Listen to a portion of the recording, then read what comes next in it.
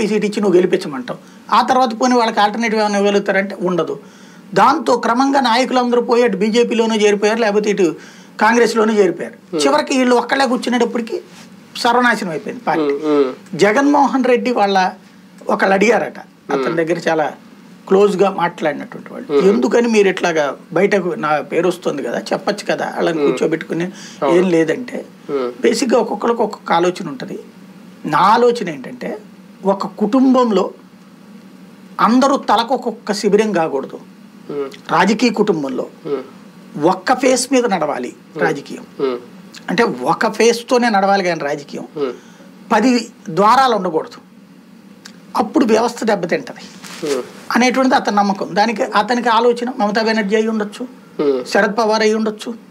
అట్లాగే ఇప్పుడు ఉద్ధవ్ థాకరే, రాజ్ థాకరే ఇద్దరు ఒకరికొకరు కొట్టుకుంటూ చూడటం మూలంగా వాళ్ళ శివసేన బతికేమైంది, సర్వనాశనం అయింది. ఇవాళ రోజున అక్కడ ఓడిపోవడానికి కారణం ఏమైంది?